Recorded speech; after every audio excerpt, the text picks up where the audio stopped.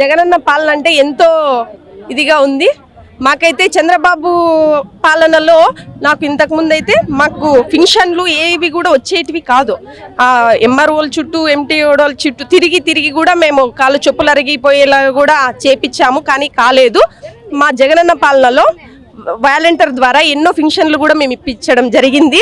జగనన్న పాలన కూడా ఇలాగే కొనసాగాలని, ఇంకా 20 సంవత్సరాలు కూడా సీఎం గానే ఉండాలా, గెలిపిస్తామని కూడా నేను ఈ సభాముఖంగా చెప్తున్నాను.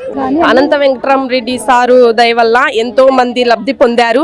అదే విధంగా సీసీ రెడ్ కావచ్చు, ప్రతి ఒక్క పని ఏ పని తీసుకెళ్ళినా కూడా వెనుకడుగు వేయకుండా అనంత వెంకటరామరెడ్డి సారు సపోర్ట్ గా ఉండి కూడా పనులు చేపించి ఇంకా తీసుకొని రావాలనేసి కూడా చెప్పారు. మాకు తెలియని వాళ్ళకు కూడా తెలియపరిచి పళ్ళు చేపించండి అని కూడా నేను సపోర్ట్ గా ఉంటానని కూడా చెప్పారు మా అనంత వెంకటరామరెడ్డి సార్ గారు. అనంత వెంకటరామరెడ్డి గారు చొరవతో మన సీఎం జగన్మోహన్ గారి చేత ఎంతో అభివృద్ధి చెందాయి. గతంలో ఎన్నడూ లేని విధంగా అభివృద్ధి కార్యక్రమాలు చేశారు.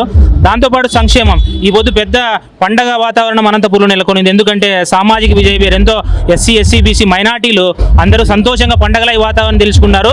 అదేవిధంగా గత పాలకులు కొట్లాడడానికి ఏట్లాడడానికి సరిపోయింది, కానీ అనంతపురం అభివృద్ధి ఏమాత్రం నోచుకోలేదు. కానీ అనంత వెంకటరామరెడ్డి గారు ప్రత్యేక చొరవతో 800 కోట్లతో అభివృద్ధితో పాటు ఇంటర్నల్ రోడ్లు, స్లమ్స్, అంబేద్కర్ నగరే దాదాపు 3 కోట్లతో అభివృద్ధి అయిందంటే మనము అనంతపురం ఎంత అభివృద్ధి చెందిందో మీరు ఆలోచించండి.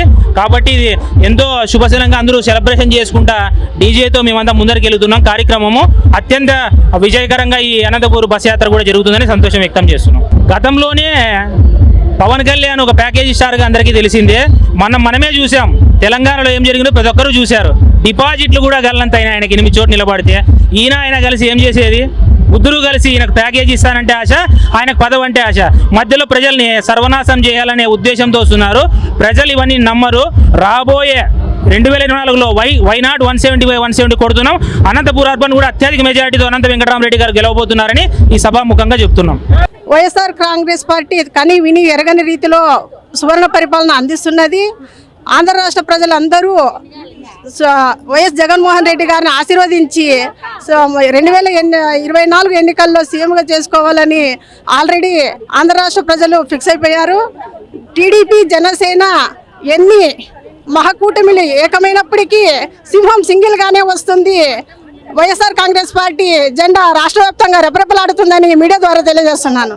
అనంత వెంకటరామరెడ్డి అన్న గారు ప్రతి ఒక్క విషయము కరోనా కస్టడీ టైంలో కూడా ఆయన నేనున్నా అంటూ ప్రతి ఒక్కరికి ఆదుకొని ప్రజా సంక్షేమం చేస్తూ ప్రజల మధ్యనే ఉన్నారు. ఆయన మరి ఇంకొకసారి కూడా ఆయనని ఎమ్మెల్యేగా ఎన్నుకోవాలని చాలా సంతోషిస్తున్నాం. గతంలో చంద్రబాబు నాయుడు పరిపాలనలో వర్షాలు రాలేదు, పంటలు పండలేదు. అదేవిధంగా జగనన్న ప్రభుత్వంలో సంక్షేమం, అభివృద్ధి. సంక్షేమం అంటే జగన్, అవినీతి అంటే చంద్రబాబు నాయుడు. మన స్కీములు, ఆయన స్కామ్లు. కాబట్టి మనము జగన్మోహన్ రెడ్డి గారిని 2024లో ఖచ్చితంగా గెలిపించుకోవాల్సిన బాధ్యత ఉంది. ఎందుకంటే ఇప్పుడు చేసే సంక్షేమ అభివృద్ధి కార్యక్రమాలు మళ్ళీ కంటిన్యూ కావాలంటే ఖచ్చితంగా మనం జగన్మోహన్ రెడ్డి గారిని ఇక్కడ అనంతపురంలో అనంత వెంకటరామరెడ్డి గారిని గెలిపించాల్సిన బాధ్యత మన ప్రతి ఒక్కరికి, అవ్వ తాతలకి, వితంతువులకి, ఒంటరి మహిళలకి, ప్రతి ఒక్కరికి కూడా ఖచ్చితంగా బాధ్యత ఉన్నదని నేను మనస్ఫూర్తిగా మిమ్మల్ని అందరినీ కోరుకుంటూ, మనమంతా 2024లో ఖచ్చితంగా గెలిపించకపోతే మనం ఇచ్చే సంక్షేమ అభివృద్ధి కార్యక్రమాలు ఇప్పుడు చెప్తాడు చంద్రబాబు నాయుడు ఏమని 3 సిలిండర్లు 14 ఏళ్ళు ఎందుకు వెళ్ళడం? 3 సిలిండర్లు ఆర్టీసీ బస్సు ఫ్రీ అంటాడు. మళ్ళీ 14 ఏళ్ళు ఎందుకు ఇలా? అమ్మఒడి అమ్మకు వందనం అంటాడు. మళ్ళీ అమ్మ ఆపద కనపడలేదా? మళ్ళీ 14 ఏళ్ళు నువ్వు సీఎం ఉన్నావు, ఏం పీకినావు నువ్వు? ఈ పొద్దు ఇంకో పీకే వచ్చినాడు. ఆ పీకే అన్నాడు ఎప్పుడు? బీహార్లో తీవ్రవాది అన్నాడు.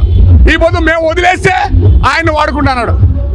స్కాములు తప్ప స్కీములు అనేవి చంద్రబాబు నాయుడు జీవితంలో లేదు.